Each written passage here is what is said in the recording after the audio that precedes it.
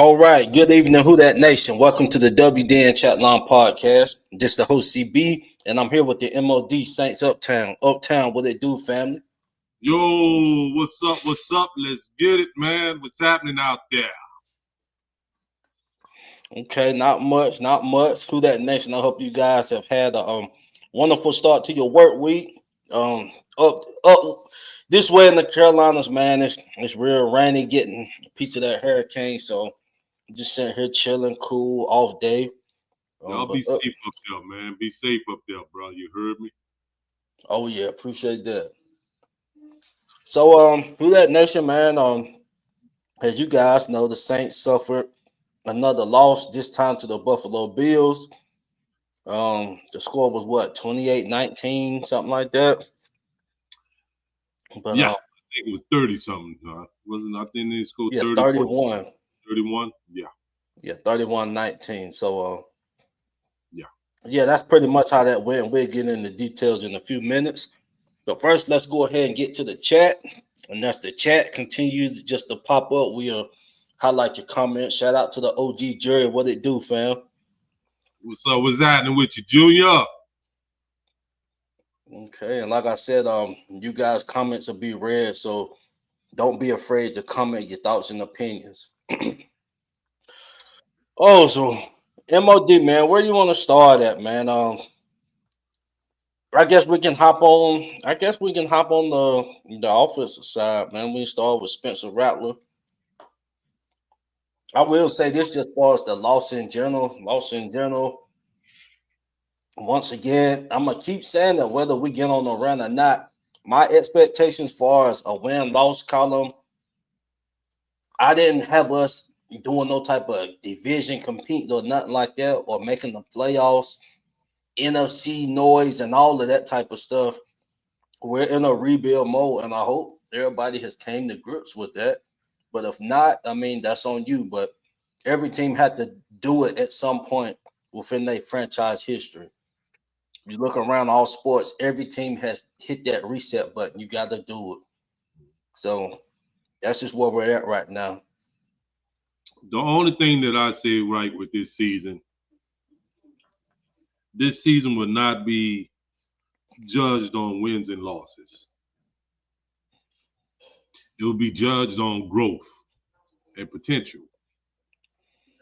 And I see a lot of growth and potential. I do. I really do. I see it. I really do see it. And it's a good thing to see it.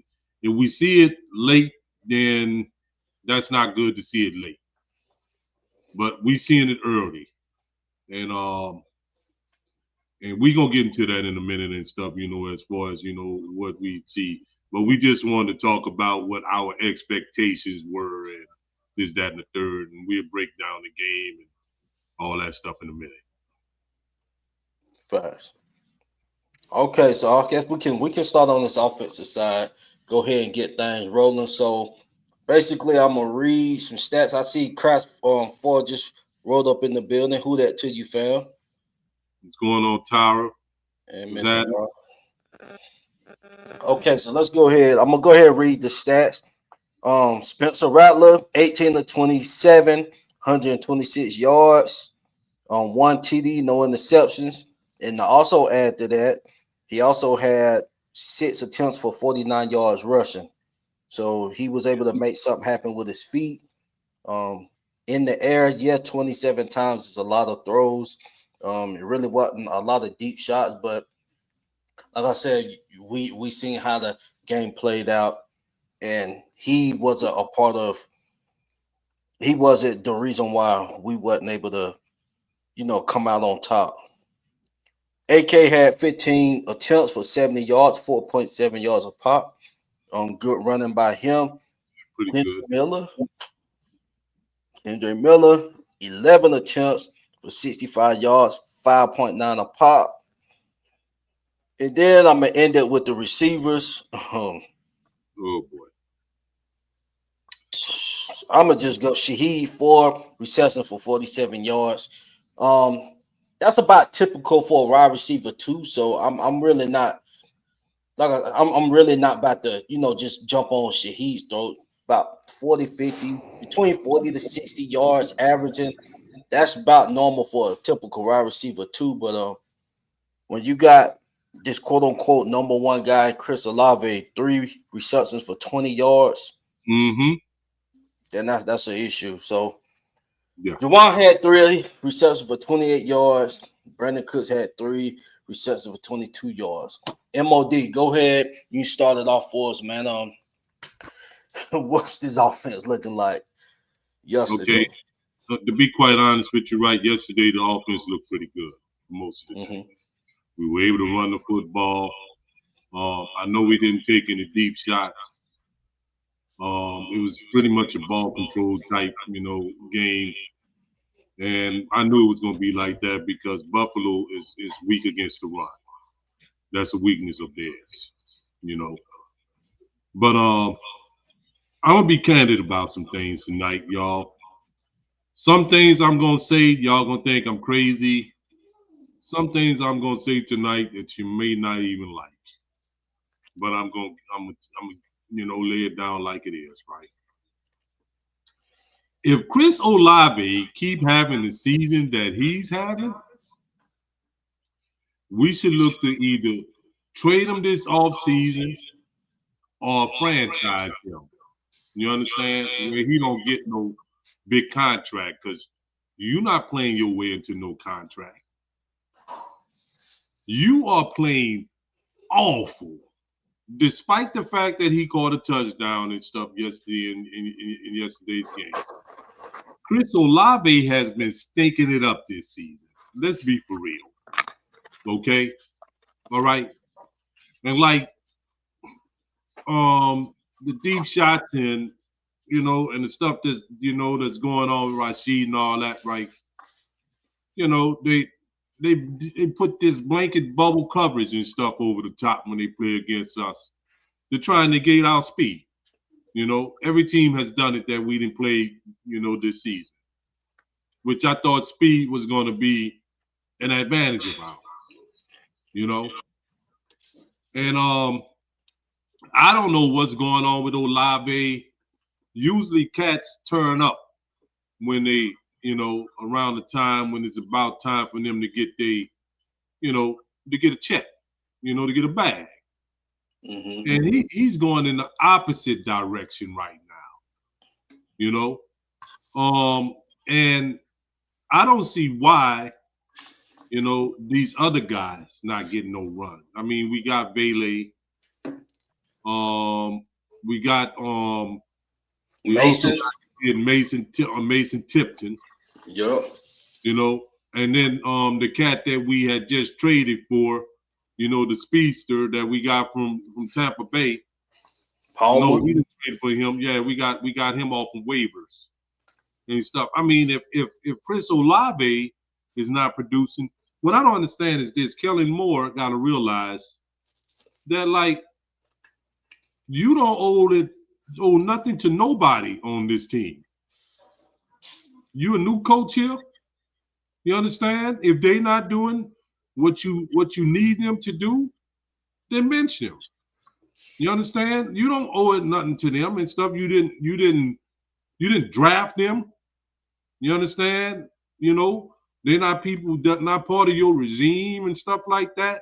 You don't have to put up with that kind of stuff. And like I'm gonna tell you something else too, right? I guess y'all saying, well, that ain't much of a shocker. Uptown, that's not really much of a shocker. Now I'm gonna tell you another shocker, right? If Kendra keeps playing like he's playing, right? Maybe perhaps we do need to look into trading Kamara. Maybe we can get Perhaps. something out of that, get some kind of an asset. Because keep in mind, right, if Kendra keep playing like that, we also got a Devin Neal that's on that bench. Okay? We Right. got that dude on Jones that's been returning kickoffs and stuff for us as well on that bench. Because like I was really disappointed in Alvin Kamara yesterday. He got taken down 3 times by Tre'Davious White, a cornerback. Kendra is not easy to take down. No, You nope, understand? And I'm seeing Kendra breaks tackles. You understand? He's not easy to come down. He's not easy to bring down. He's not. It seems like it's like if you just just hit Elvin Kamara a little bit now, he's going down. So man, that's just how I see it with that. I don't the way if I like I say, and I know we 4 games into the season right now, right? So I'm not jumping out of the window or nothing like that. But if Olave keeps this up, right, I don't think that he deserved to get no bag. I'm just no. being, you understand? Because he haven't really played too many consistent seasons with us anyway. Often injured, meaning these concussions and all that kind of stuff. And I'm gonna tell y'all something else too, right, y'all? And what I'm gonna say, I'm gonna quantify it by saying it right now. It's gonna sound really, really bad. What I'm about to say, okay, y'all? So brace yourself, right? I don't wish injury on no player, okay? I would never, ever wish injury on no players, whether they play for the Saints or do not play for the Saints on any level of football. But seeing Mr. Ruiz go down yesterday, that didn't bother me much. It certainly didn't. I noticed one thing, right? When Torricelli Simpkins got in there, things seemed different. I'm just saying, things seem different. Offensively, oh, go ahead, go ahead, go ahead. Cesar Ruiz has been our worst player, period, all season. On, on the whole team wise, whether it's offense or defense or whatever. You understand what I'm saying? Cesar Ruiz, and look, Cesar Ruiz was bad in training camp. Cesar Ruiz was bad in preseason.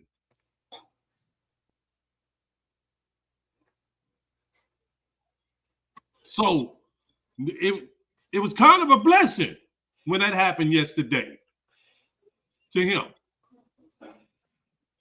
And I'm like, why do Kellen persistently keep him out there?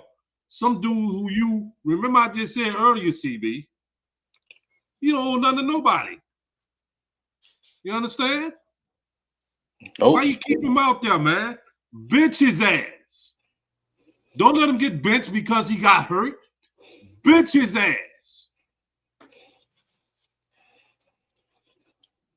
If Olave, if he want to keep on having butterfingers, bench his ass too. Why not? Correct. Yeah. Here it is, right? I think even although Olave caught a touchdown yesterday, I even thought he got outplayed by Brandon Cooks. Okay? At least Cooks caught most of the targets, aimed at him, even though he didn't catch that touchdown. But I don't blame him for that. That's one time I blame Spencer for the placement of that football. You understand? But there it is. What you got, CB? I didn't been on my little soapbox for a minute. Oh man, I mean, basically what you said, man. You hit everything on the nail. Starting with receiver at Olave, you see the numbers, Kellen Moore, and like you said, this guy don't owe none of them anything. This is first year. He can wipe out just like he done with the coaching staff. He got his own people. He got rid of some people. I mean, that's just to get his own people. So you clearly seeing that. I mean, Ruiz start with Olave. I'm starting with Olave. Um, Olave, you seeing what he doing. You seeing what Mason Tipton done, and I've been saying this on the past few shows. You got Mason Tipton sitting right there. He came in training camp, talk of the training camp offensively. Who else was the talk of the training camp offensively? Nobody but Tipton, Mason Tipton. Tipton. So what they do with, so what Tipton did, he arrived the preseason and he stood on what he did in the practices. Contrary to Kool-Aid, we're gonna get on that side in a minute. Oh yeah, definitely his side. But I'm just saying I don't understand how Kool-Aid was the talk of the training camp and he gets rewarded as the number one, being our number one corner, traveling with the number ones. But then you got Mason Tipton that actually stood on what he was doing in practice in the preseason, showed it. So we get out here in the season. I hadn't seen him run one snap. I hadn't seen him play one snap. So how does Um, and a he lot of he go got ahead. in. I saw him play. I saw him play a couple of snaps. He got in yesterday. He didn't have no targets though. And I Oh, so mean, he did get some I, I run. mean, I mean, just a couple of snaps too.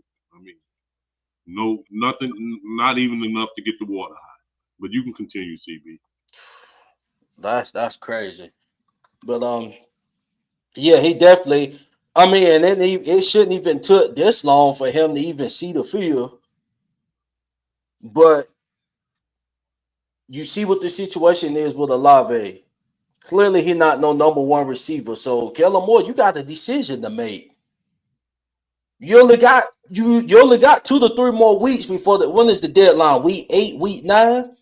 So you might as well start going ahead and getting your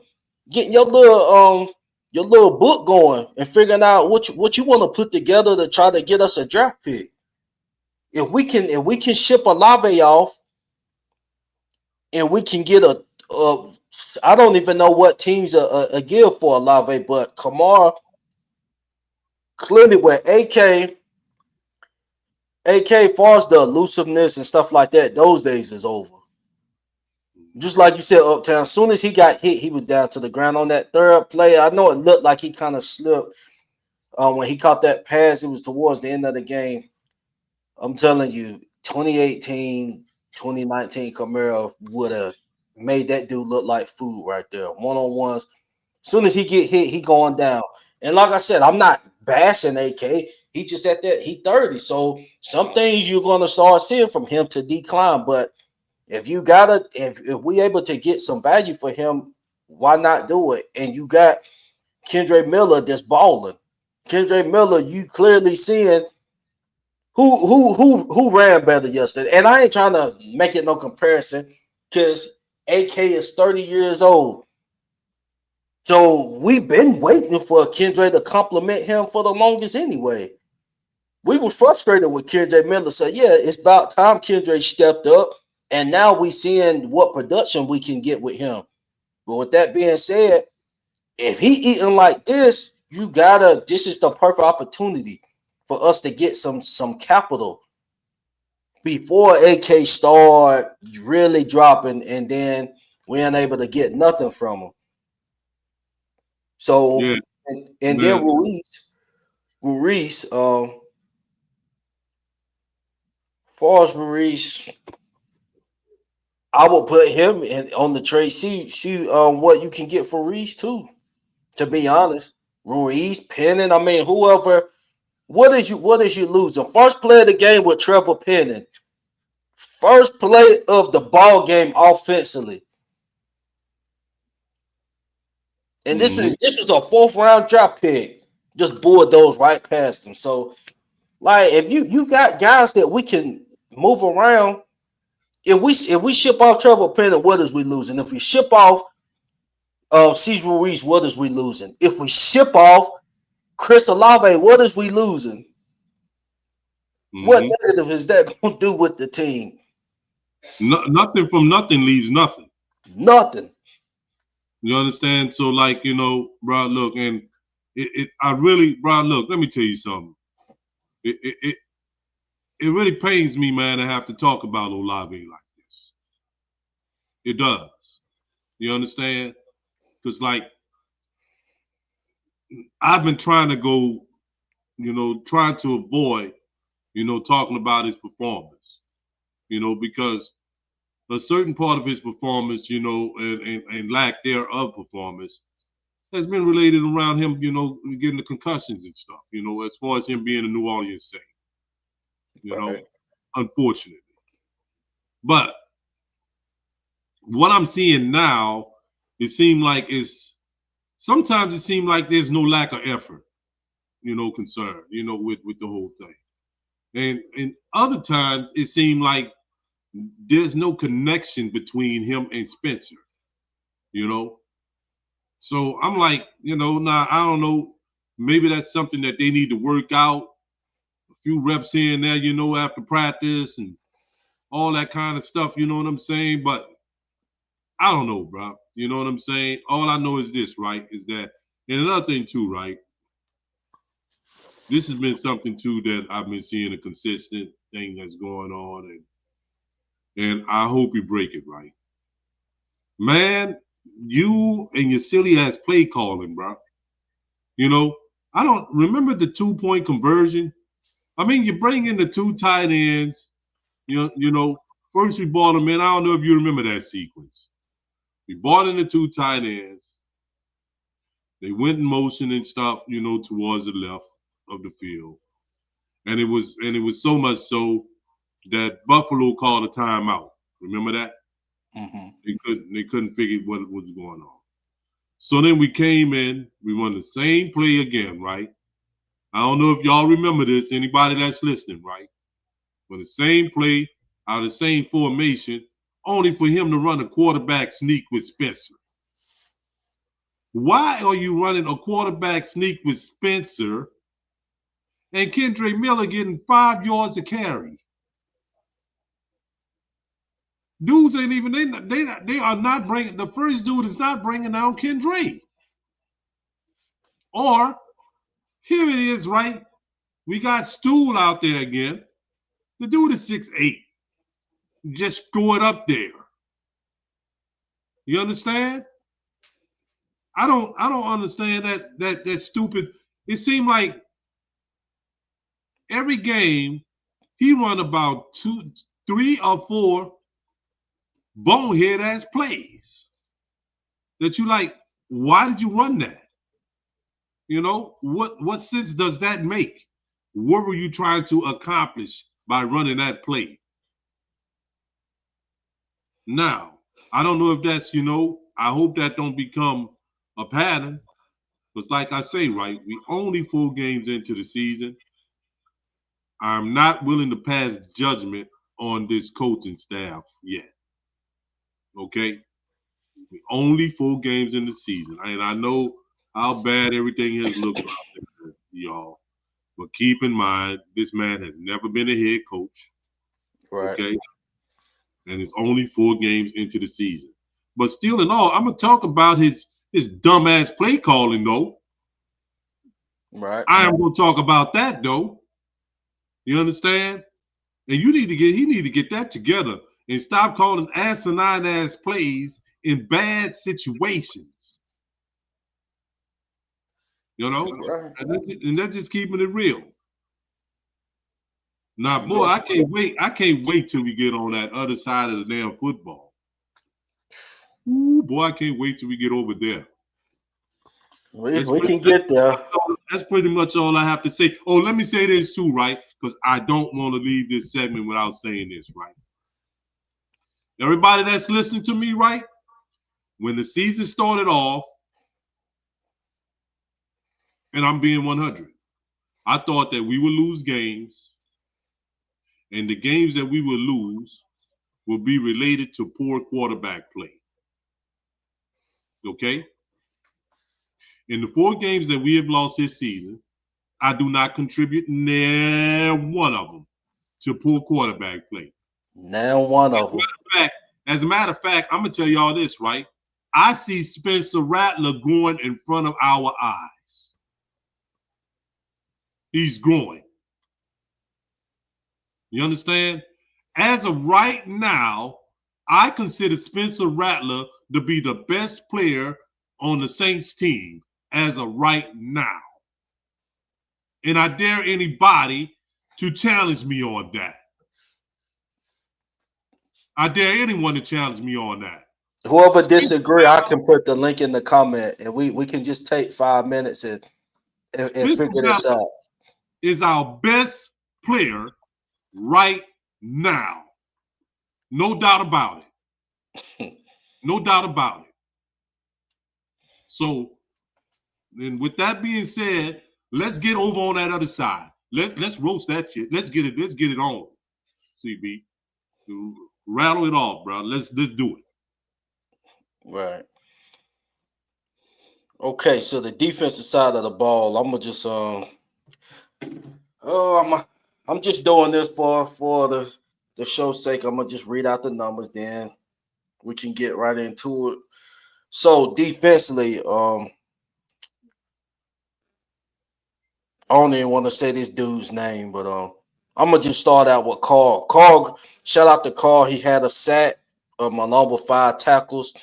Carl Granderson, he's definitely my best edge rusher, and he's on pace to get 10 plus sacks. We'll Yes, get he is. into him in a few minutes. Shout out to Cam Jordan. Cam Jordan had 4 tackles, had him a sack as well. Shout out to Cam. Brian Brzee had a sack as well. Um, Kool-Aid, he had 7 tackles, but I'm just reading that, and that's nothing. We don't care nothing about that. Brian, I said Brian Brzee. DeMario had 5 tackles. We saw one that he gave. We're gonna get into that as well. Pete had 3 tackles.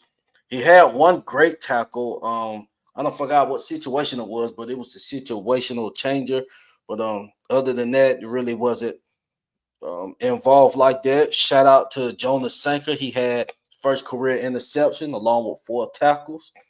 And that about does it. I also want to note, because I know we're gonna get into certain people, but I do want to just say Justin Reed's name, and then we can kind of figure that out. Mm-hmm. Um, because I know we're gonna talk about other people, but I want Justin Reed's name just to stick in y'all's head. 1 tackle yesterday.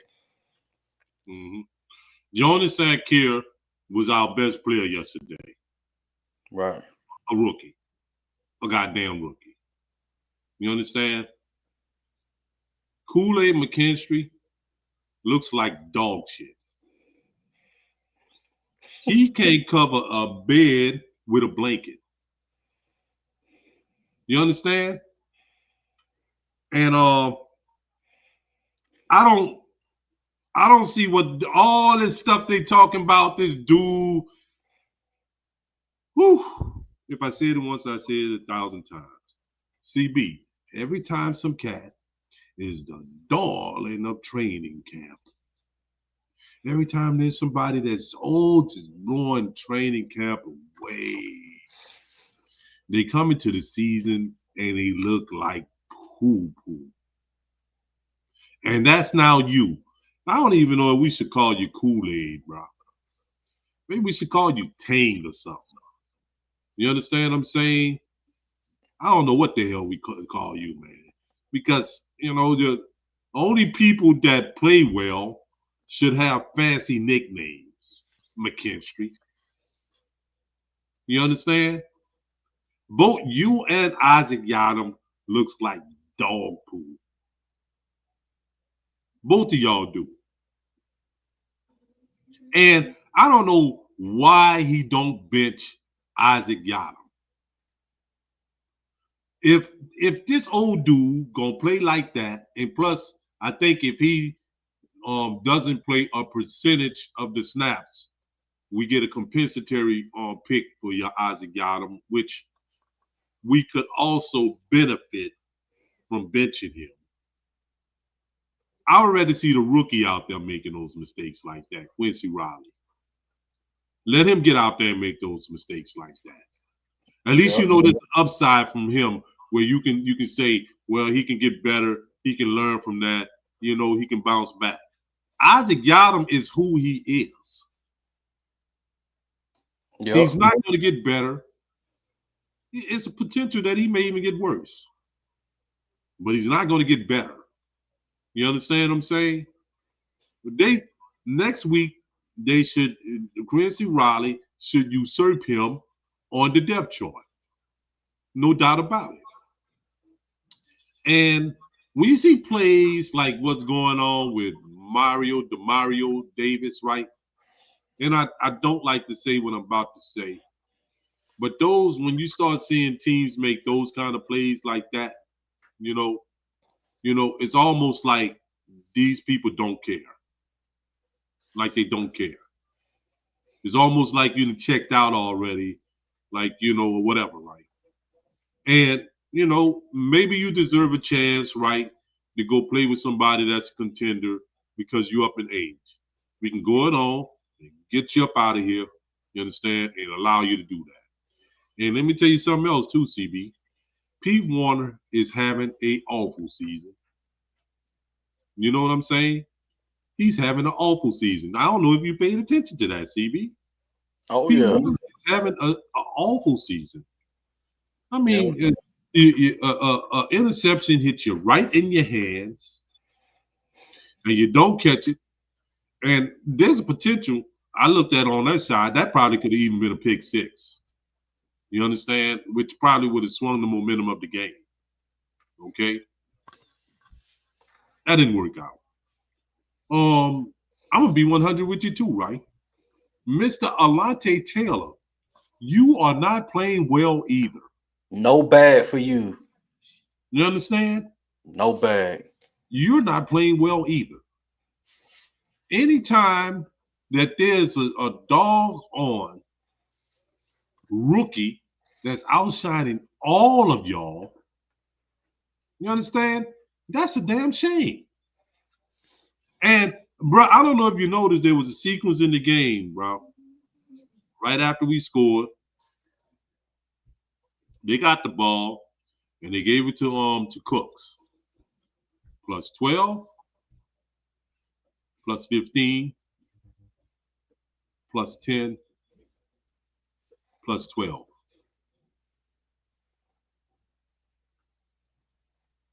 I mean, we couldn't stop a nosebleed. I mean, that is awful. But I come to realize this, right? What I come to realize, especially after that play where unfortunately Carl Granderson was lined up on Kincaid. You remember that one? Oh yeah. And Okay. I ain't gonna put too much on. I mean, you gotta. I ain't No, even gonna. I I'm ain't. not either. I'm not blaming him on that. I'm blaming that should be some type of a coaching decision not to Right. have him locked up on no Kincaid. Okay. Right. I'm also starting to look, and the reality of it all is this, right? Listen up, Saints fans. I don't think we have the personnel to run this man's defense. That man runs a 3-4 defense. He runs a very specific type of 3-4 defense too, right? And I think that he's just working with what he's got here. Okay. With that being said, let's get some of the youngsters out there. Let's see what Stutzman look like. Okay. Let's see what Jalen Ford looks like out there. Chris Rump. Chris Rump. You understand? Maybe Jalen Ford got a little bit more speed and energy than what, say, a Demario Davis have right now at this point of his career. Hmm? And, uh, bruh, is is this dude gonna ever come back off from injury, bro? Mr. Young? I mean, are we gonna see him anytime this season, CB? Is, Uh, is, it's it's up in the air. is it a possibility that we may see him this season? I'm starting to think that maybe something is wrong and is more serious than what they led us to believe. Because this is supposed to be just a little, little injury and stuff. Keep him off him. He'll miss one game, but he'll be all right. That's the way. That's the narrative that was given when he got injured. And now we 4 games deep, and we haven't seen the dude nowhere. And how effective would he be when he does return? Would he just be somebody out there wasting up space, you know, with somebody else? Because, to be quite honest with you, right, the production that we may have thought that we was gonna get from him, we getting it from Granderson, Yep. you know. Shout out to So, Cole, man. so that's all the stuff I see, And then Mister, the dude you talk about that you mentioned, before you turned it over to me. Um, he's been getting burnt too, bro. Just like some old burnt, just like some toast that you left in a toaster too long. He's been getting burned too, and he can't seem like he can't tackle worth the damn either. So that is, bro. And we still don't know how to tackle. After all these years, we still don't know how to tackle nobody. Ain't that something? Boy, we can't tackle a damn we couldn't even tackle a dummy and stuff that's just standing right there in place. They have no desire to tackle nobody, seems like. Boy, boy, boy. What'd you say about that, CB? Well, I'm looking at I'm looking at the comments. I'm gonna get on Pete Warner in a minute. I just wanna talk about Demario. Demario, yes, he did miss that tackle. Now, with that being said, this is where Strutsman can get into play because I'm not about to sit here and go off on Demario. Now, yeah, obviously he out there playing, so I mean you getting paid to play, you gotta make it. But some of those things that we've been seeing from Demario, the same way I said it with Cam Jordan, I'm not expecting those guys to go out there and lead our defense. I don't care about Demario still giving the Pete Warner supposed to take that next step over Demario Davis. What, 2 to 3 seasons ago? I'll give it 2 years. 2 seasons ago, Pete Warner was supposed to take that step. Now I see. Shout out to AK. I see. You said about disagreeing with Pete Warner. The thing with Pete Warner, I think the Arizona game he had 9 tackles. The numbers may look like he was getting busy, but Pete Warner, he's supposed to be causing fear on the offensive side. These offenses can't look on our defense. And as far as Demario, it's just because he's not that same Demario that's about to cause fear. And that's what you're gonna get when people age up, just like AK. No shade on AK or not like that. Things is gonna start diminishing as you get older. That's just what it is. But when you got guys that you brought in that we trying to get a look at, we 0-4 now. So what is I'm not saying bench the Mario or not like that, but I'm talking about this snap count. We got Strutsman. We need to start seeing what Strutsman can provide. Increase his snap counts. Let him get some looks at the middle linebacker position. Decrease the Mario snap count. Well, really, honestly, it need to be Pete Warner. But Pete Warner, the numbers say like I know that first game he had 9 tackles. Then the second game he had like 7 or 8. But have we really been seeing like Pete Warner, just the eye test? The eye test is Pete Warner causing fear in these defenses. You supposed to be the next man up. Or you making game changing plays on the defensive side. You supposed to be that next man up. Middle linebacker. You were supposed to be that guy before Danny Strutsman got in here. You injured, now you're not injured. Where's you at? Mm-hmm. Why teams ain't game planning trying to stay away from you? Because that's what they do with the Fred Warners. They still doing that with Woquan. Like these top linebackers. Why ain't they starting to do that with you? You was behind a Demario Davis, a top linebacker in the league. So you I had think the right coaching and advice and stuff coming through. You were supposed to be that guy for us. this is what I say too, CB. Right? I seen my man said, here, right? About Pete. I challenge you. Go check out the All 22, bro. I don't know if you've seen the All 22 for the 49ers game. They constantly exploited P1. Constantly. You understand what I'm saying? You would think that I thought that P. Warner would be not only a player that with his physical gifts. I thought he was also a cerebral player, and it doesn't seem like he's too cerebral either. You know, and that's all this stuff I'm saying, man. I'm saying with a lot of trepidation because these are players that I really believed in. You understand?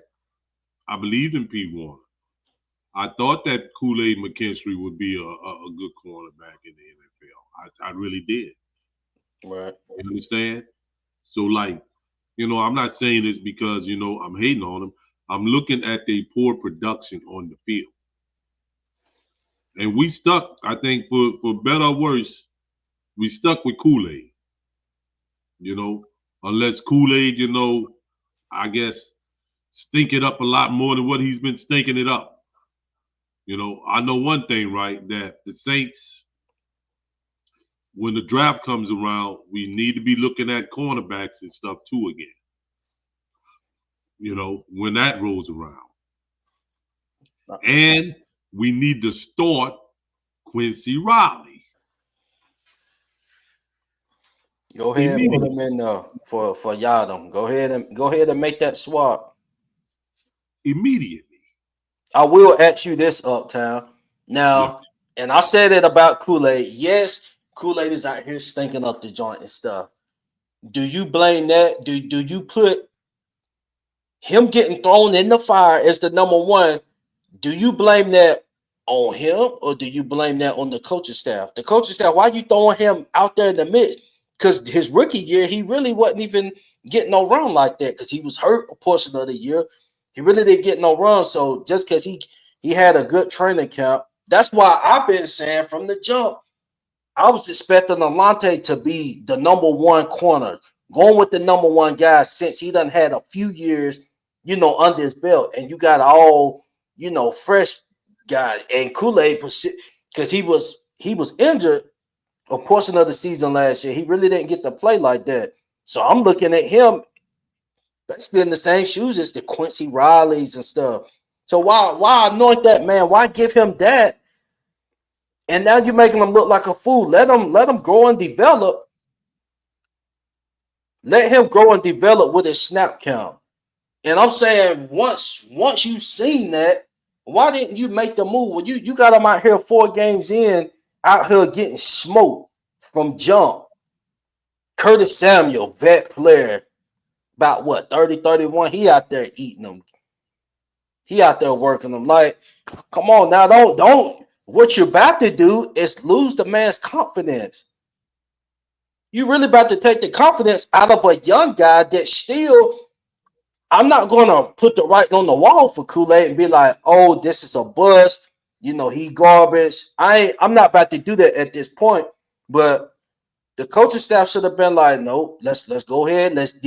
First off, let's not even have him traveling with the number ones. If you're gonna start him, have him as the number two, decrease his snap counts. Like it's other way. Don't you keeping them you keeping them in the fire and I'm you gonna losing tell the you, man's confidence. to answer your question, CB, I blame the coaching staff and I blame Kool-Aid. Now, let me tell you where I lay at the blame at the step of the coaching staff. In actuality, Brandon Staley runs more of a zone type of defense. There's a lot of zone being played back there.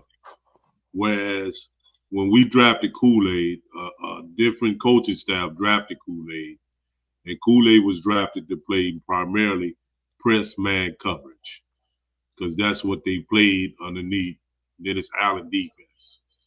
We Correct. primarily play press man coverage. But in saying that, there's times that Kool-Aid has been in position. Now, if you in position, regardless of if that's the strength of your skill set or not, you still should make the plays. Okay. And he's been in position and he did not make the plays. Now, the coaching staff can help him out by every now and then doing something, with some press man coverage. And you can also play man zone. You know what I'm saying? You know how that goes. They can help him out with that. But Kool-Aid also, right, have to put himself in the right position. I don't know, man. If Let me tell you something, bro. That little rookie saying Cure, um, put on a clinic yesterday. The reason why I say that, right, his technique was so good yesterday. He used his offhand. He knew not to be putting his other hand around the receivers and stuff where that can draw a pass interference call. His body was in perfect position to make those plays yesterday. And those things are just some fundamental stuff, that this guy was, demonstrating yesterday. Right. People like Kool-Aid and Isaac Yadam and stuff, they should look at that and learn from that. Put yourself in the best position to have the best technique, involved when you're going up, against people. And they wasn't really doing much of nothing, And in fact, they did absolutely nothing really with Sankir yesterday, you know, because he played the position the right way. Now he can go into the next game and don't look so hot, but he did look good yesterday, and he showed me too, right, that he's got a tremendous, ceiling. You know, his ceiling is, is endless right now. But like I say, man, if Kool-Aid want to, solidify himself, he want to be considered to be, a great cornerback or whatever, right? He gonna have to work something out, with the coaching staff, so that he can be in better position, and he need to execute better technique because we stuck with him. I'm gonna be honest with you. If there was any one of those cornerbacks back there that I would, say the bench, it would not be Kool-Aid. Correct. But yes, I mean the coaching staff, you gotta know what and I know he came in and all of that, but in training camp, y'all was acting like the guy was, whatever you was learning under Staley, they was acting like you was going out there, you know, Yeah, they getting was that talking about him. pain, They was giving talking that about pain. him like he was a beast. Yeah, You cut it out, bro. You ain't that dude right now, Kool-Aid, bro. Let's be for real, man. You dig? yeah. Where we That's at with it now, bro? Let's see what we got out there. Anybody? I guess it's our segment, right, to see what's going on. Hear from the people. Let's see what y'all got to say. Shout out to Hemisphere said I agree about Kool-Aid. Hello everyone. Shout out to Hemisphere. Um, welcome back to the show.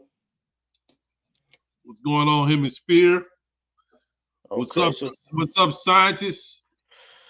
okay, Uptown man, if you want, man, we can you want to hear from the people. I can Yeah, put that link in the comment. let's open it up. Let's open it up. Let's hear from the people. Go ahead, hear from What y'all y'all. talking about? Let's see what y'all saying. I do want to say, okay, as far as the defense as a whole, they really didn't play like I'm not talking about um I'm not talking about Pete Warner and the guys we done got on. our back end is garbage. And I do want to say with Justin Reed, we definitely we definitely got to start looking at him because yeah, he not making no type of impact plays, and really we don't have a well. If you Yeah, wanted, how the little rookie gonna come in and make more impact plays than you? You understand? And right, he came in after Blackman got injured. right. If anything, I would say Carl Granderson is if you want to say the most feared, I guess because I mean he's our sack leader. He's getting a sack a game. But I Yeah, see we got our he's first been the cup. best player. He's been the best player and stuff Oh on yeah, the defense. Consistently all season. He's been getting like a sack a game. bit fast. Okay, And so that's we got our first caller. We got our first caller on the line. We got our guy JT. JT, what it do, fam? what's up, JT? Man, what's up, Uptown CB? What's up, fellas? How What's up, y'all? JTZ? What it do, fam? Man, man, I'm sitting up here, be trying to look at these Saints is getting tough, but I start off by always saying, CB, patience, patience, patience. Gotta tell you, that's what we gotta have right now. But look, Uptown, I've been checking out something with these Saints, man. And I said this the last time, if y'all can remember. If we losing with these guys, bro, let's put these rookies. I mean, come on, let's put the rookies in and see what we got. Is what I'm saying. Because I'm gonna name them up. I'm gonna name them right here. All right. They might not even like what I'm gonna say, but I gotta say it this way because this is what I see in football, and this is what I see with my eyes. Demario Davis. When the last time you seen Demario tackle somebody behind the line of scrimmage? You see? Yeah. Crickets. You know? You know what I'm saying? You know, when the last time you done seen him hit the hole and meet the running back in the hole? I mean, you know, every game I'm watching it. I'm just not watching him. I'm watching different things every time I look back at the game. You know, but I'm just calling him right now. I know he's older. He's still good and everything, but I'm gonna put this on the table too right now for you, CB and Uptown.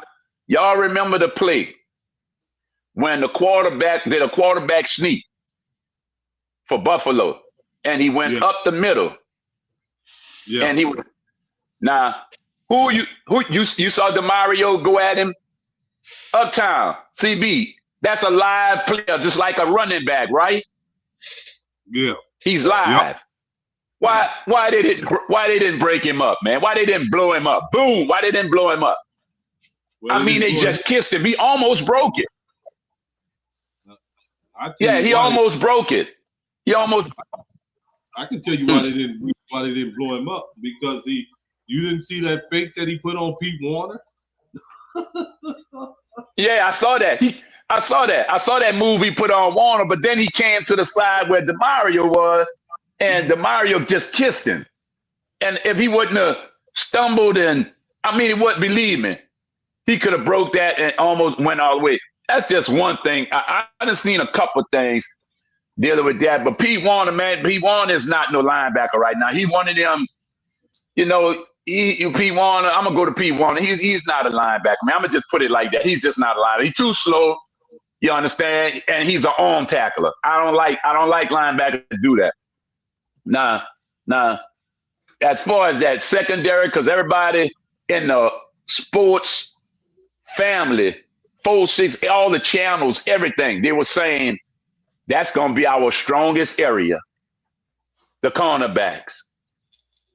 Man, shit. Oh my goodness, man. No indeed. These guys you got out there right now, I'll tell you right now, a bunch of backups. A bunch of backups. You know, it is really something when that's all you can put out there. Because I know that's why they're putting them out there. I don't know if the coach is a classroom coach because McKinstry and them might be smart, but the ability might not be there. I don't know what it is, but I do know the performance you putting on this field is not good. It has something to do with speed, lateral movement. Because McKinstry plays 15 yards deep, 10 yards deep. I never see him in the picture. I be trying to. I told my wife, CB. I told my wife, I said, look, uptown. I said, baby, I might have to go and get a bigger TV because I don't see the cornerback. It might be my fault, because the TV's smaller. I don't see him. I don't see him. I don't see him. You know what I'm saying? I'm like, God. Well, let me ask you this, JT. Yeah. I know we can talk about that defense. What you think about the other side of the ball? What you see over there? Do you see anything you see that you like? What you see you dislike? Well, the only thing you say like uptown now. The only thing I do like on the offense is we got Spencer Rattler. He's growing in the game, bro. And I'm looking at he got a decent line, but he's growing in the game, and we all got to remember too, he's doing what the coaches have for him to do, and he's getting used to this stuff here. I know we ain't been seeing the deep ball and everything like that, but I think progress is coming. It's coming. We just gotta look at what's going on right now, because as far as completed passes, he's not bad. He's not bad. I think right now he's sitting at about 14 in the league or something like that, maybe 12 or 14, something like that in the league. Yeah, he is. He's not bad at all.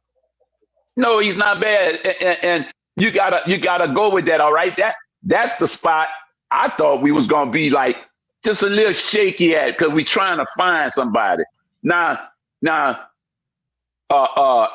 running back wise, I think they need to get a ball to one of them youngsters.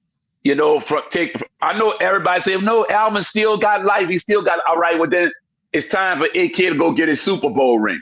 Kansas City, like they saying, Pittsburgh, or even the Ravens, because your boy up there in the Ravens dropping that ball like a loaf of bread. He can run like a Mack truck, but as soon as he pop, that ball pop out. Pew! That ball's starting to come out now. You see? Because that's from them licks. He's getting punch drunk. He's getting punch drunk. That's from them licks, bro. But with Alvin, let me show you the difference. CB, and you said it earlier. You caught a bit of it earlier. Watch the way he running. He don't run in that, not say that middle or that sluggo, that sideways running. He goes straight out of bounds. And Alvin be right there, be like 3rd and 1, or 3rd and 2. And I remember them giving the ball to Alvin, and Alvin was right there. I said, man, just reach the ball over. He kept the ball in and tucked it in, and we lost that down. That whole 4th down, we had to kick. You see?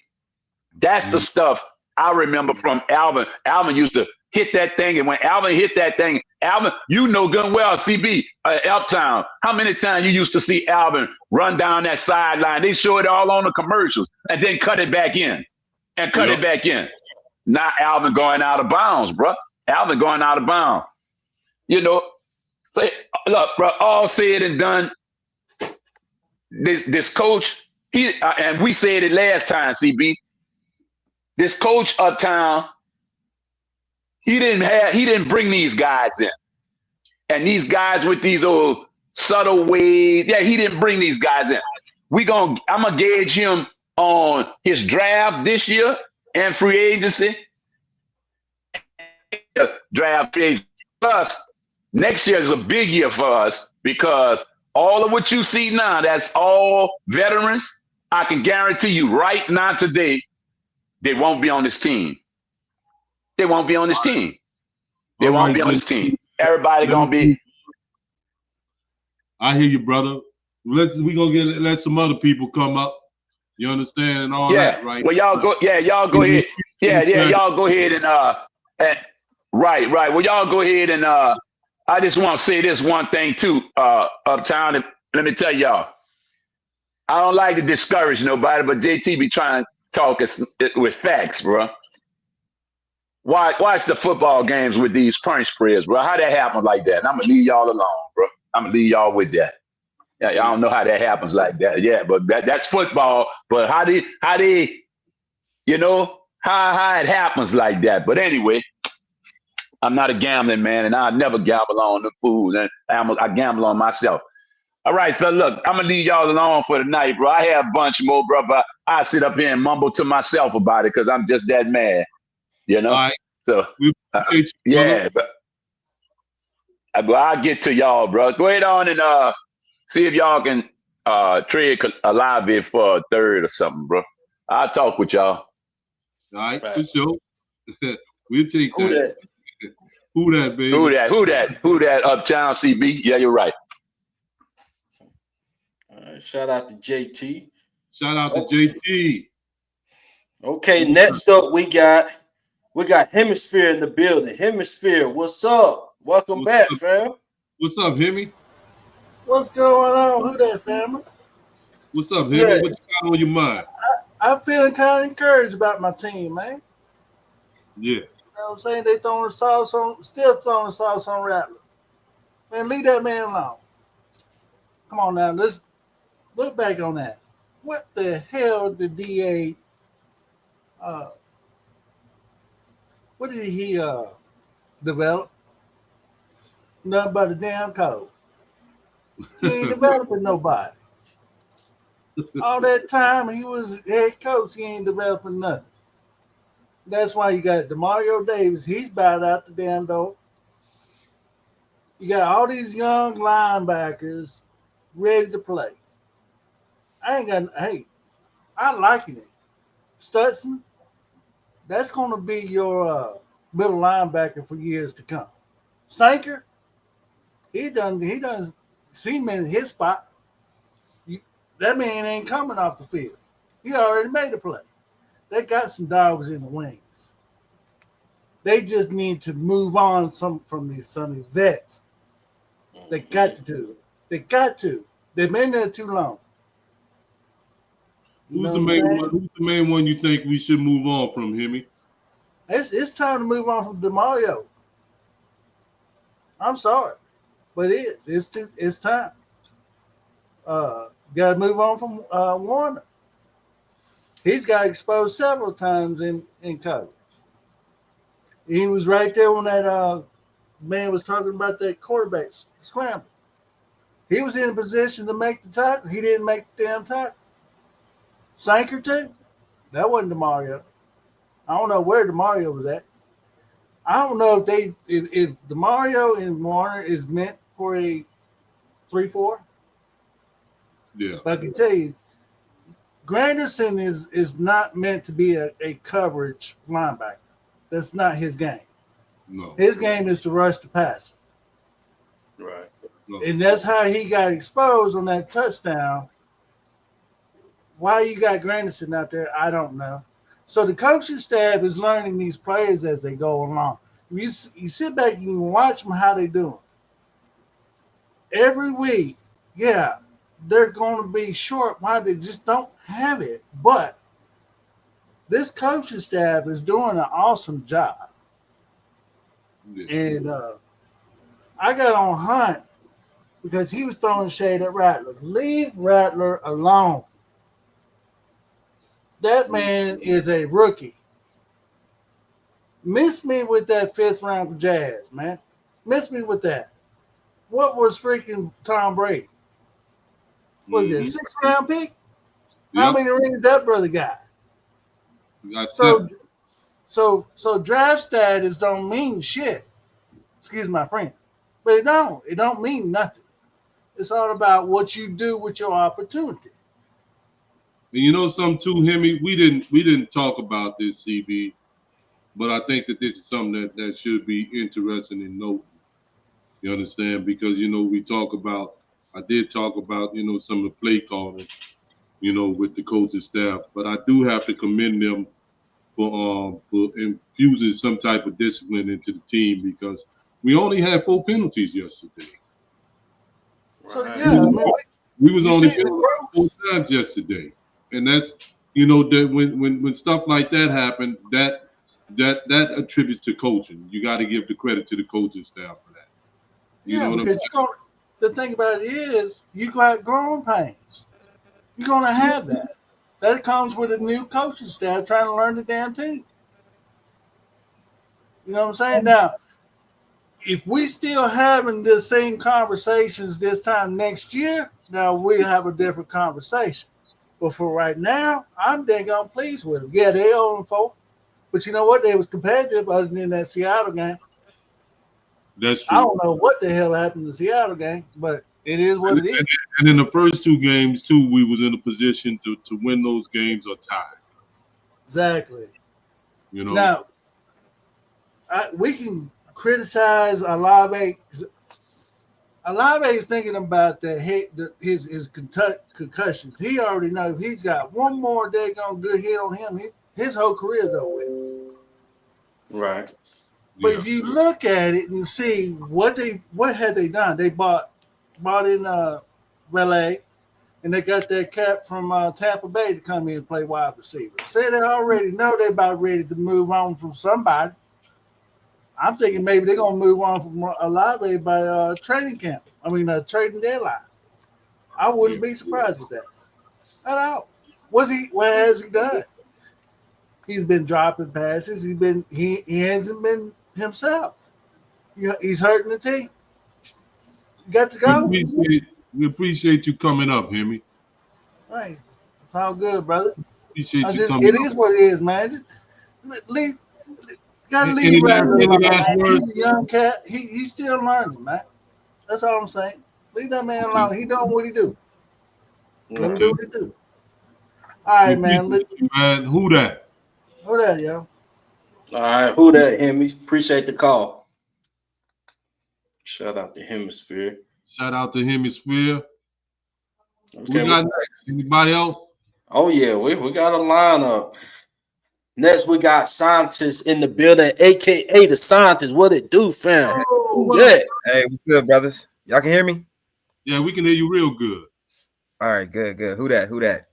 Yeah, man. Hey, we just in a rough spot right now. We finally getting to what we should have been doing like the last couple of seasons, but it's all good. We gotta take that medicine sooner rather than later. So it's better that we do it now, I guess. So like Mickey said, we gotta look beyond the results for a season or just hopefully just one. But overall, Yeah. man, what's Yeah. up? Oh man. Yeah, Yeah, you but got to look overall, man, I'm not really beyond. too. I had to lower my expectations during the preseason because I'm disappointed with our media for the preseason because they always hype these players, man, and they had you feeling good like these boys gonna be something. But I'm like, man, they practicing against their own team, so I'm like, man, if somebody going off, that means somebody else is probably trash. So I'm like, man, I started to think like maybe this ain't really what it's gonna be this season. So. But I'm loving what I'm seeing from Rattler as far as like his contribution to the run game because that juke move that he put on that linebacker, man, they had Bills fans mad, man. I've been listening to some of their little recaps and they frying him. So Rattler's been looking good, but I think Rattler should get one more shot in the dome. You know what I'm saying to break that offer record that he got. But if he don't win, I think we should go ahead and put Tyler in there and see what he's looking like, man, because I think Spence is good, but he's just a little bit too inaccurate, and I think to really just make an impact and be what we looking for. Absolutely, I do not agree with that at all. Okay. I think that was sent a bad premises to the rest of the team if they did that. And plus, Kellen Moore have came out. He insisted that's not something that he was going to do. And for him to go back on his word, especially when Spencer is not, playing poorly, you understand? You don't just throw no Tyler Shook in there just to see what he gonna do. You understand? You still playing on a team with a bunch of veterans on here, professional veterans that still want to win, scientists, believe it or not. You understand? And how would that look among them when you just showing that, hey, look, we just to put Tyler Shuck into the game, to start him at any point in this season would send a bad precedence to the rest of the team, especially if Spencer Rattler continues to play the way that he's playing. I don't fault Spencer for none of the losses that we've had this season. In fact, I think that Spencer Rattler played good enough for us to beat the 49ers. You understand? And the defense and all this other stuff and the coaching and all that is what let him down. You understand? Regardless of how many yards he threw, that man threw for 3 touchdowns and no interceptions in that 49ers game. And we almost rushed. I think we rushed. AK had 99 yards. Hold on, Uptown. Hold up. I just see something right quick. Shout out to Tim Dunn. Tim Dunn, can you just let us know, or are you a Saints fan? My fault, Uptown. I just wanted to ask him that question. He made a interesting comment that needs address, but I just want to know if he a Saints fan. My fault. Yeah, but that's what I'm saying, right? And you're talking about keep missing easy TDs. He only missed 2 easy TDs. We did only played 4 games. And we can, I guess you're talking about the one in the 49ers game where he missed time with Olave, and the one yesterday with Brandon Cooks.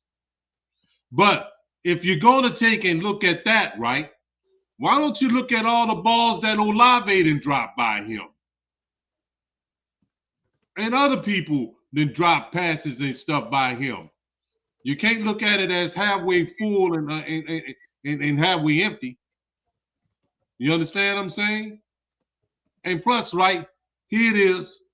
This is his 4th game, and I'm going to say this is really his 4th real game of the season.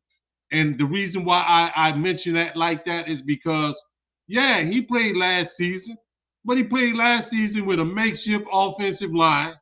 He didn't have Rashid or Olave last season. You understand? So that's not a fair assessment of anybody.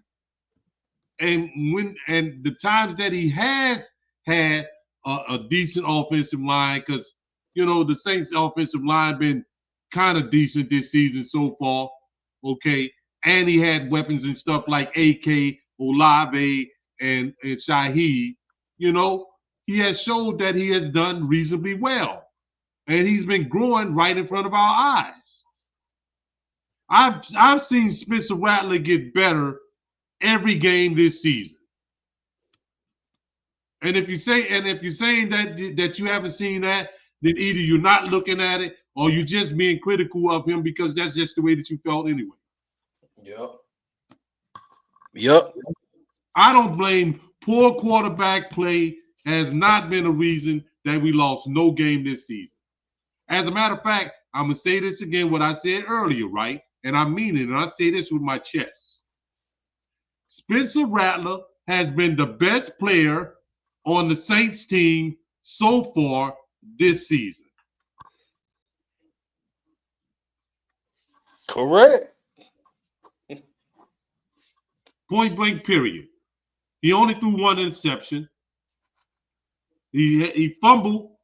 One fumble that got lost, and that was again in the 49ers game at the end of the game when he was trying to make something happen, which he should have never been in that position because the defense lost us that game by surrendering that touchdown that they surrendered with like 50-some seconds left in the half. And I know about that because I was at that game. I was in the Superdome, and that game was pathetic. It was pathetic for a couple of different reasons. All the damn 49ers fans that was out there. I mean, it was ridiculous. But I'm sorry, man. I apologize for that, man. Let me let him finish his thing. Finish your statement. Nah, you good. You good, Uptown. I'm glad that you passionate about the topic. But I mean, I just feel like if I'm just looking at what the Giants did, and I'm not looking like the grass is greener on the other side, but I'm just see like they threw in their little quarterback, and he was able to, give him some juice. You know what I'm saying? They had Malik Neighbors go down, and so they receiving core probably worse than ours right now, and they were still able to win the game. So I think it's still something to really take a look at, especially with this being our schedule starting to soften up. You probably don't want to throw Shuck into the fire. So I mean, if you let him get in against the Bears or something like that, that might be good for him to just say, hey, see if he can get something popping. I mean, if not, because we might have a top 3 draft pick where we really gonna have to consider if we're gonna have to get another quarterback. So I mean, I do understand that Rattler's been good enough to keep his spot, but we do need to give Shuck a look. You know what I'm saying? And I'm one of Rattler's biggest fans. I'm always cheering for the boy, but I think we do have to get Shuck in there. But I'm just gonna leave it at that, though. All right, we appreciate. All right, y'all fellas. So, but thank you for having me on, though. Who that? Who that? Who that, fam? Who that? Ooh, shout out to AKA the scientist. I'm gonna say this before we bring I see we got 2 callers in. First off, shout out to Tim Dunn. Tim Dunn, I see you a Saints fan. I just put the link in the comment. I'll send your comments. I would love to hear your opinion on the show. So you said you will click the comment to call in. Please do so, fam. I do want to say this, man. We can agree to disagree as Saints fans. So we disagree. It's all good. We still family, but yeah, this Rattler conversation. Just stand on the truth, man. Don't talk. I'm just interested to hear like why this Rattler thing. Why I don't understand that. With Russell Wilson, that Cowboy game was the only game that he played all right. And then with him, his situation different. 36. 36, 37, and you're playing average out of these first few games. I mean, that's a whole different situation. But this is a whole different situation in our case. And like I said, when Rattler putting the ball in position for you to catch and you dropping it, and there's crucial points in the game, it's no excuse for that. And it's nothing that anybody can say to dispute that respectfully. Like I said, on Saints fan, I ain't gonna get into nothing crazy. I mean, if you say something crazy, man, I just gotta I gotta understand why. All I'm saying, man, is look, well, all right, I heard it, what he said, what my man just said when he left, about the Giants, right? But the Giants also, man, has a coaching staff that has been around there. You know what I'm saying? For about, the last, 2 to 3 seasons. We got a rookie coaching staff. That as a rookie coach, you don't want to send that kind of signal or that kind of message and stuff among the team. And if Kellen Moore had felt so, passionate about Tyler Shook, he would have made him the starter. Because after all, right, Spencer Rattler falls in the same category that we was talking about earlier, CB. He don't owe Spencer Rattler nothing. You understand? Yeah, I didn't draft you. You understand? Right. I inherited you. You understand? And people can just tell the truth, man. Like, if you just want to say, I don't want to be just putting Shuck out there, because it's not like, like Spencer Rattler is an established quarterback like Russell Wilson. I don't want to just be putting Shuck out there just to be putting him out there just to see whatever. No, that is reps that he's taken away from Spencer Rattler. As Spencer Rattler grow, you understand? And who knows? Spencer Rattler might be on some Tom Brady type stuff for us next season. And it's possible. It's possible. He can next season he might be on some old what's your boy name from Kansas City? You understand? Kansas City quarterback. He'll be on some stuff like that. You understand what I'm saying? We don't know that, bro. It's not like, again, I say, right? if I seen Spencer Rattler regressing every game, that he regressing and he regressing and regressing, then maybe we can we can go on that thing like Mahomes. Like I say, Spencer Rattler might be Patrick Mahomes next season for all we know. You gotta have patience. And I knew this. You see, I told you this about 5 years ago, CB. I told you this about 5 years ago. We talked about this. If WD out there, he know what we talked about. When Drew Brees not around no more, people gonna get impatient. You understand? They gonna think that we can just find the next damn Drew Brees anywhere, or that a competent quarterback just gonna fall out the sky. You understand? And come to the Saints. You know, just like we had the mojo for that now. Hey, no, we don't have the mojo for that right now. We're gonna have to take a quarterback. You're gonna have to be patient with that quarterback. You understand? And that patience means more than just 4 games into the season. You understand? And see what we got. At the end of the season is when we should tally up at the end of the season and see what kind of quarterback we have in Rattler and see what we doing there, right? And as far as they talking about draft, right? The dudes that they touted to be the top quarterbacks in college is stinking it up right now. That Manning boy and Nussmeier for LSU, they stinking it up right now. But I'll get back to that. Let's see who we got on the line, bro. I see we got 2 callers. Tim Dunn. I put the link in the comment, fam. You can click it. I'm just ready to hear your opinion. Shout out to the OG Jerry. Jerry, what it do, fam? Welcome.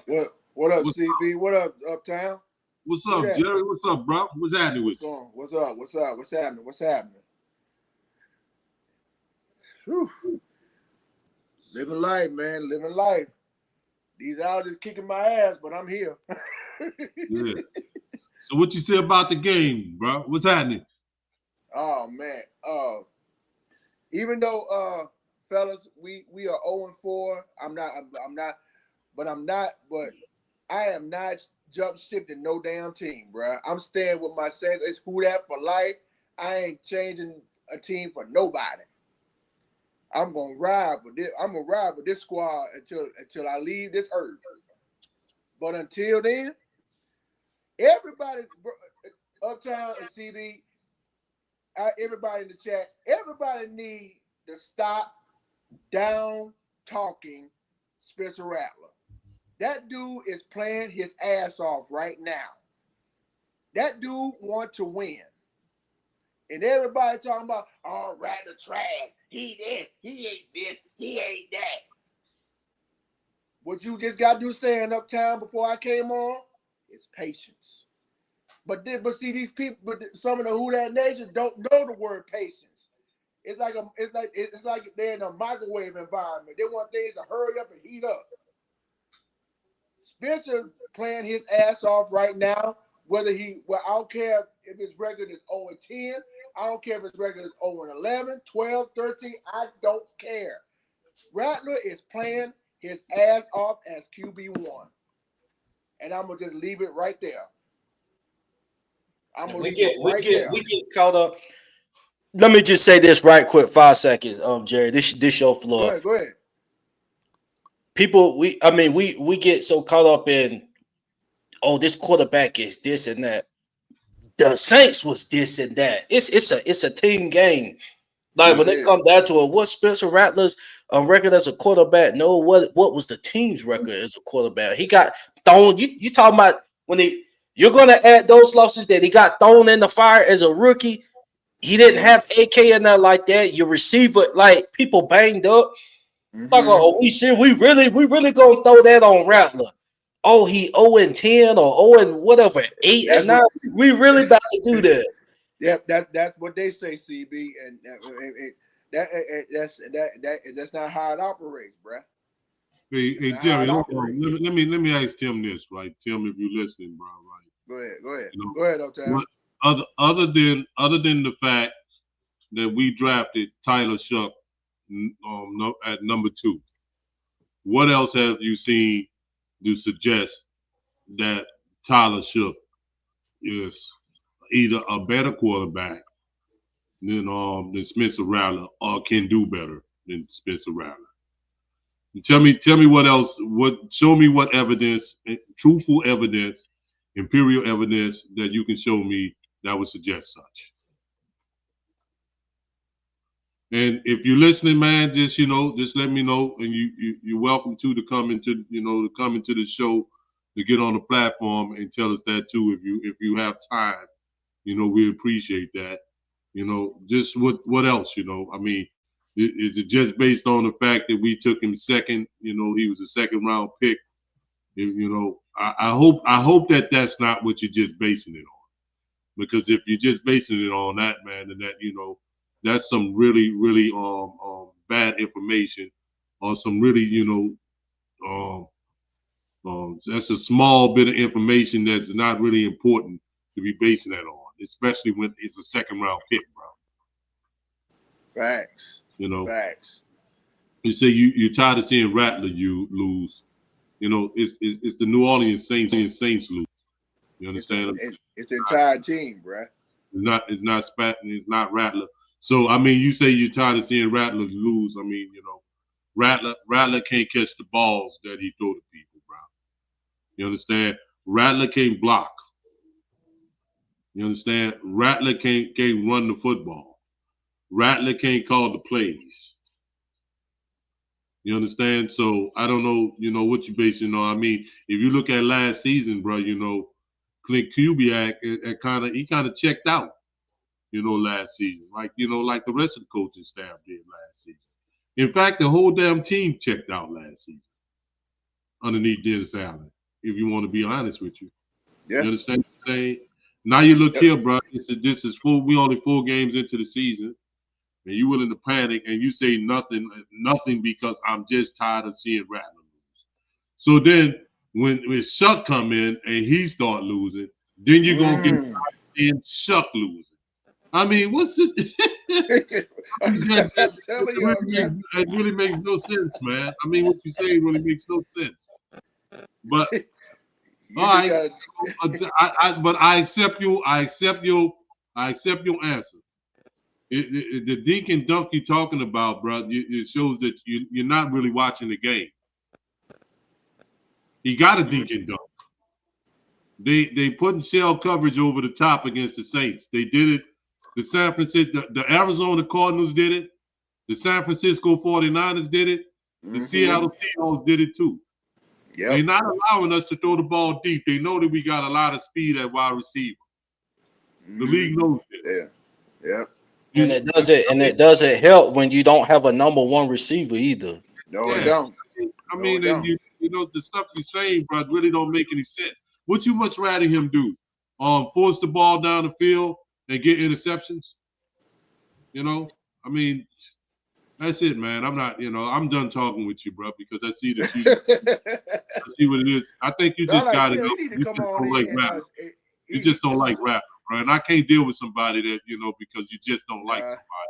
You understand what I'm saying? I mean, either look at it from a fair assessment, or that's a bad faith argument. You understand? That's a real bad faith argument. So what you got to say? What you got to say, Jerry? Oh man, I mean, bro, y'all, everything y'all said tonight. Oh my goodness. I heard you mention about they need to put that rookie linebacker up in there, the one that been talked about all this time, Dennis Studman, because after what I saw Sunday with Pete Warner, they need to put his ass on the bench, Uptown. They need to put his ass on the bench and let Stutzman do the work. Let like you said, let these young guys up in here, like what you saw yesterday in what's his name, Jonas Sanker, the one that caught that interception. He balled. He that dude, bro. I think they need to give Jalen Ford some run too, bro. Yeah, him too. And you know something too? I think they need to give Jalen Ford some run, man, on rushing from the edge too. Right. I really do. I agree with you, Uptown. Look, I understand the fact that we still winless, but things could change. We only got 1 day left out of September. I heard somebody say, "Wake me up when September ends." Well, it ends on Tuesday, and October begins on Wednesday. So hopefully we'll see some changes in October. Maybe they'll get it together by that time. I remember Maybe. remember the days when we used to be good in October. Mhm. Yes, yes, Yeah. yes, Uptown. I do. Any last words, brother? Any last words? Nah, man, just stay patient, man. Don't lose faith in this team. You know, let's see what happens when we got these next 4 opponents on the schedule. You know, we got the Giants coming up, we got the Patriots coming up at noon. It was at 3:25, but they changed it to noon. And we got the Chicago Bears, and then we got the Tampa Bay Ducks. So let's see what happens. No doubt appreciate you, man. Who that? Who that, man? For life. Shout out to the OG Jerry Poor. Now our next caller, and it's looking like this is going to be our follow caller. We got Who That 5L. Who That 5L? Glad to have you back, family. Who's that? Man, what's up, CB Before dog? you get started, you said you had social media. I need to follow you on social media, man. In that private chat, or you can say it however you want to say it, man. I need your info, man. Man, I'm gonna shoot it to you on a comment. Once we get up, I gotta go on to the Twitter shit. You hear me? All right, facts. But how y'all boys doing today, man? Y'all doing good? Yeah, Yeah, we what's up, good, bro? fam. What's Man, on I'm your mind? bored. What's on your Man, mind, my man? man, What's on let's start with the fucking what I'm gonna call idiocy, man. Let's talk about like you ever had a group of fucking friends and you tell them to do something, but it's like that one friend who always just like fuck it up. That's what I think was going on right now. I think that the Saints have told their players that it's a tank shit. Because it's not making no sense why 27 still on the field. It's not making no sense why 20 still on the field. It's not making no sense when you got Brandon Cooks, Chris Olave, and Shaheed all on the field in the goal line situation with no threats. This is the most stupidest stuff I ever seen in my life. You got Kellen Moore. Kellen Moore ran a Philly special. Yeah, This this man ran a trick play where you could have took the lead before halftime. What the fuck are we doing? It's like, I don't know, bro. It's like I've seen it every week. I've seen Kellen Moore make decisions, and it's like, like I understand you got your handcuffs like a young quarterback, but damn, like the fuck, yeah. this bitch I know. Max Kennedy, like this 23 hours and a half, this 30 minutes, you ain't even barely coming out. Like this is so bad. Like I understand you trying to coach Spencer Rattler gunslinger mentality out of him, but you taking away from him what he does best. That mentality is what he does best, playing that type of way. That's why he's a blue chip talent, because that's what he does best. Let's get on this damn Olave. This damn Olave, bro. Oh my gosh. This man is the most lackadaisical number one receiver supposed to be I ever seen. I've never seen a number one receiver who don't have control. Even if you watch his film, everything he doing, it seems like it's not just natural. It's not just you can't stop me. It's all a little too much. That's why when he come out his breaks, his hands always in the C cup instead of a triangle. His hands in the C cup because he's trying to catch with his damn chest. He's a body catcher. He's not no number one receiver. This shit is getting out of hand with these drops and trying to blame the quarterback. Bro, I remember when it was a time where great receivers could make the saddest quarterbacks look like. I remember Jeff Garcia. My dudes. Yeah, Jeff yeah. Garcia making a 49ers will go to the damn playoffs because he just did unbelievable shit because he had players around him. They keep talking like Spencer Rattler, some 50-game veteran. If y'all agenda said that y'all think the 6'5" white kid, the next Josh Allen, okay, let's say that. But don't act like the Saints are known for drafting fucking quarterbacks. You got Drew Brees when nobody else believed in him. If it wasn't for the Miami Dolphins physical doctor failing Drew Brees for the physical, Drew Brees would never been in New Orleans. People don't understand this shit and they think they know so much about the game. They think they know so much about the game. They try to talk about Derek Carr. Bro, I watched Derek Carr for 2 years. It's 3rd and 6. We need 7 yards for a first down. Why he throwing bombs away? What that's crazy. But motherfuckers don't understand the little parts, the nuance of the game. Why the fuck isn't Valet in the game? Like I understand a misthrow to Cooks. I'm gonna call it. I ain't gonna call it a misthrow. I'm gonna call it a touchdown ball. The receiver, you supposed to make a play because those aren't guaranteed. Those balls, you do whatever you can to make a play when it's a touchdown ball. I feel like the Saints don't have no receiver who has control. You giving Spencer Rattler a bunch of little ass targets. You giving him a bunch of little ass targets. You wonder why Jawan Johnson got more receiving, more whatever yards than everybody in the fucking team because he's the biggest fucking target on the field. We got Trey Palmer, a real receiver. We got Shaheed, the specialist. Motherfuckers a return specialist, turn receiver because he can play ball. But at the end of the day, still on the receiver. What is we doing, bro? You got no mother at the beginning of the game. I love the beginning of the game. Chris Olave was not motioning. I'm loving it. I'm loving it that we doing something different. I'm saying, yeah, take Chris Olave out the position because his mind, he can't focus. This man, Chris Olave, scared of footsteps. I'm pretty sure now, before he catch the ball, the defender scream and holler some at him because he is so in his own head, bro. He is so in his own head, and you telling me that the coaches can't see this. What the fuck is we keep trying to, week after fucking week after week, we trying to go to him. Bro, if you are number one, you're going to make Spencer Rattler look like a top 10 quarterback. In every metrics for quarterback, Spencer Rattler is top half of the fucking league for most of them. What the fuck are we saying? They talking about the man accuracy. People need to go back and watch Josh Allen. They literally changed Josh Allen mechanics just so he can get a better fucking accuracy. His rookie year was terrible. His fucking shit was like 50-some%, man. This shit is getting out of hand that people had this agenda set so bad they hate Spencer Rattler. They're not even taking up the man is developing. The man has taken a huge leap from last year. A huge leap. We got Kellen Moore. We running for 130-some yards besides Spencer Rattler shit, right? Why the fuck we not getting an I formation and faking like we tucking that ball and just throwing it?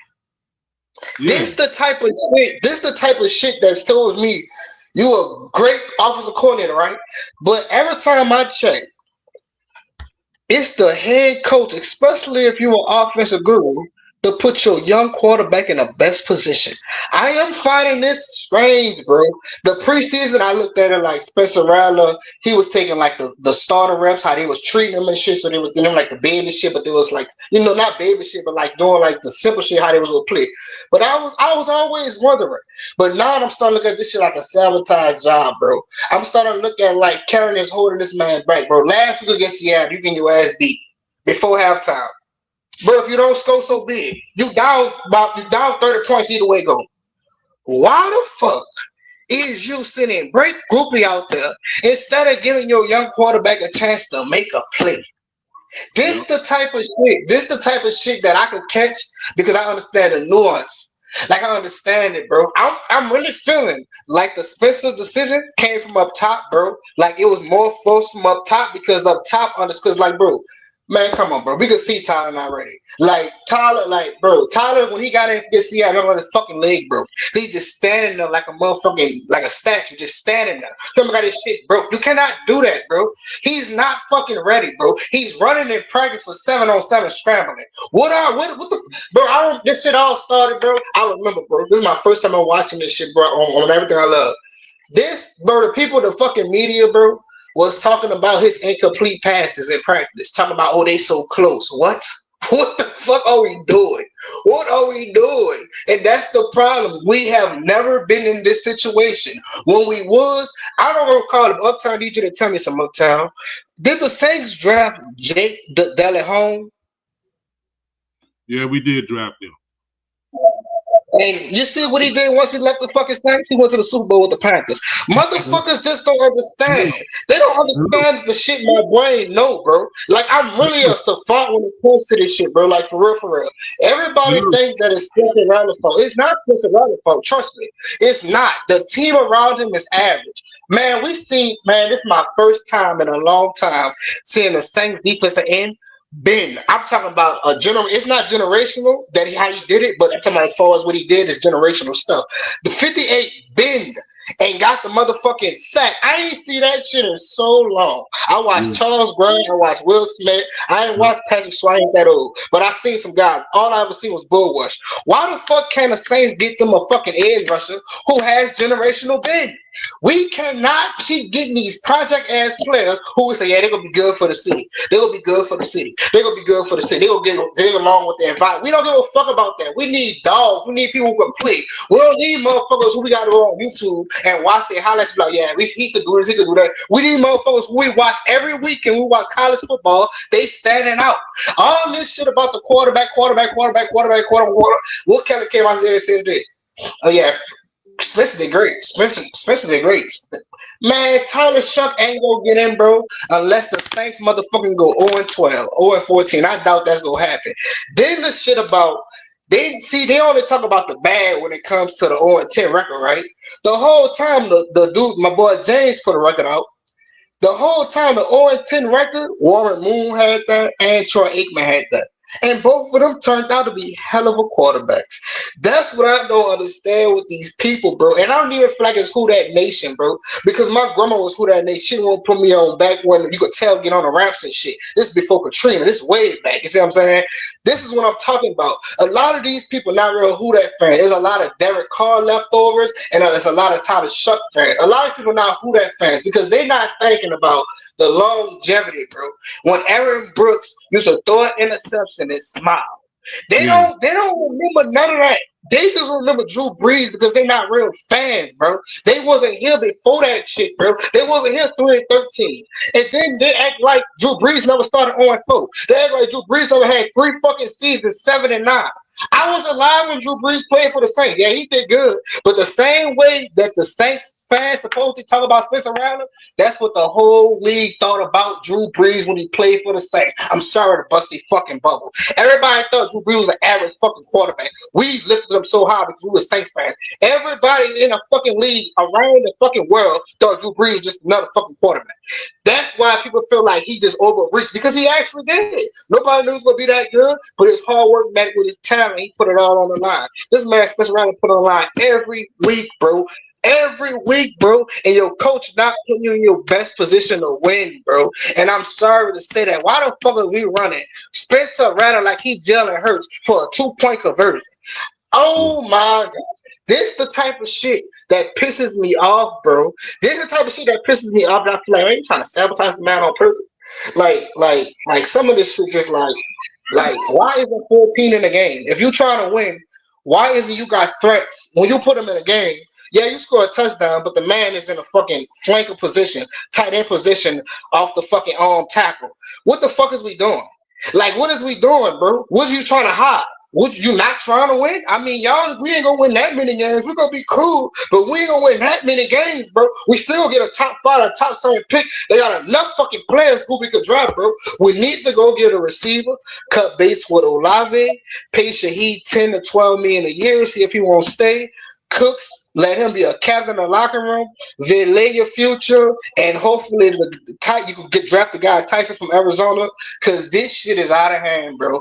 And this shit is unbelievable at this point, bro. They keep trying to blame it all on one person, bro, but they're not looking at the team, bro. They're not looking at the team, bro. Only 3 players could come save the Saints right now.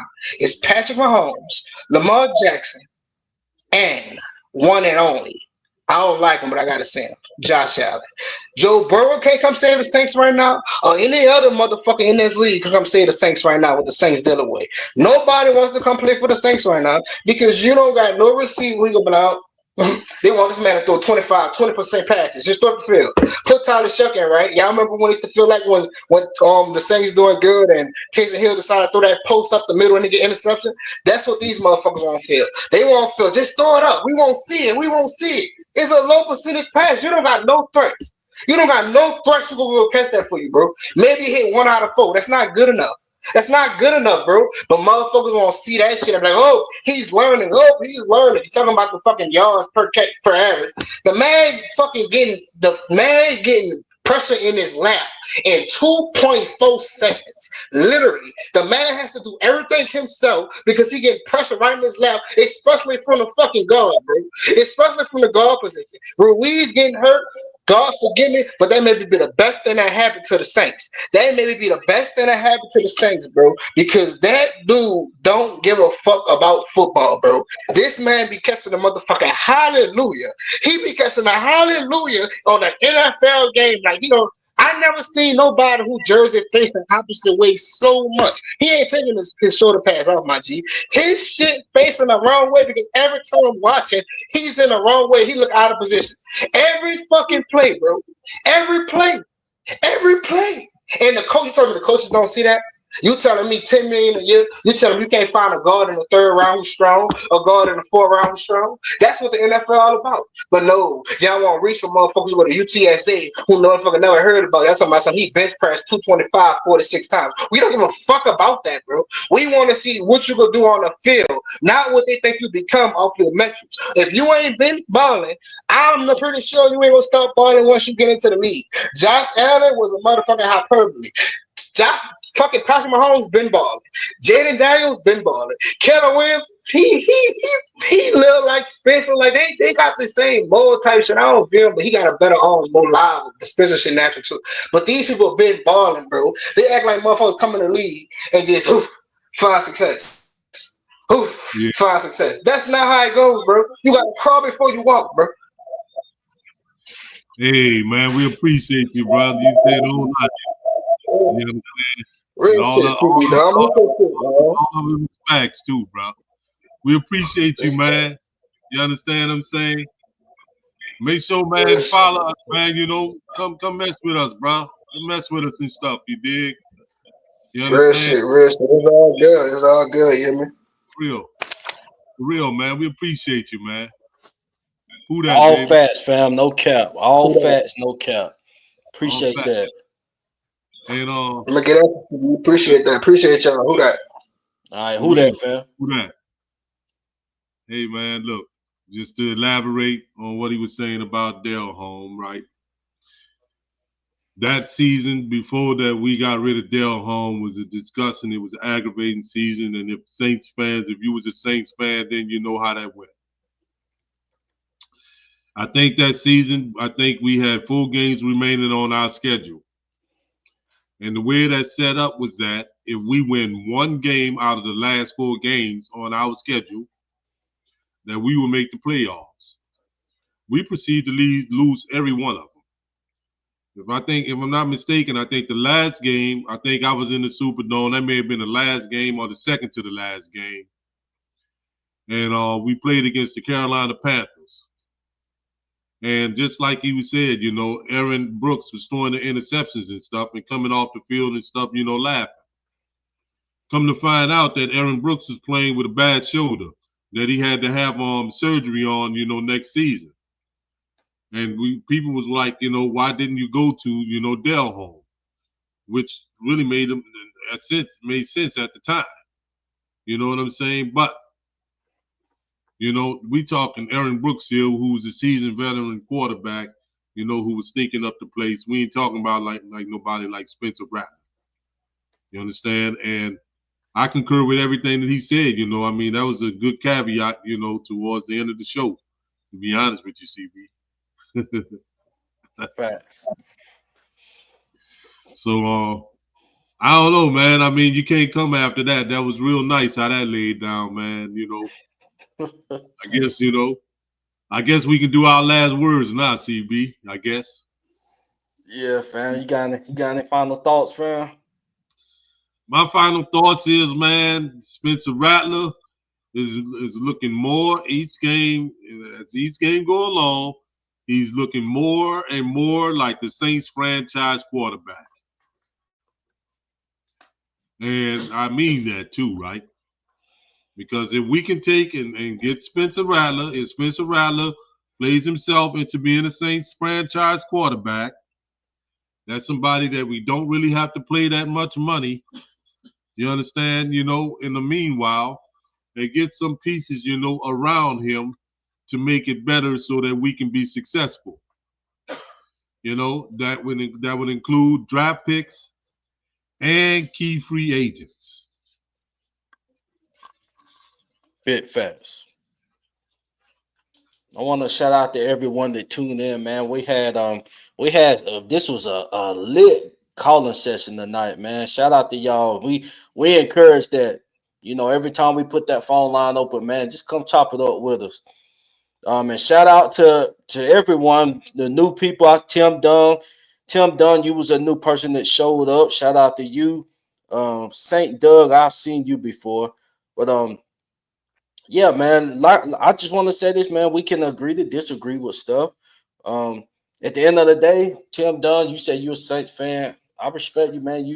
You part of the family. But now what you're saying is asinine. But you know, it is what it is. Like I said, we can agree to disagree. Um, you know, it just is what it is, man. It is what it is. We don't know what we're gonna get out of anybody until they get out there. Right now, right now, Spencer's out there, and I don't see him getting off the field. And that's how I just end that on the Rattler thing. I can't see him getting off the field um, at no point this season. I don't think it's gonna happen, but I think Spencer's gonna be the guy, and he's not leaving that field unless he's due by injury. You know, and that's just is what it is. But who that nation? You guys be sure to like, subscribe, and follow the page.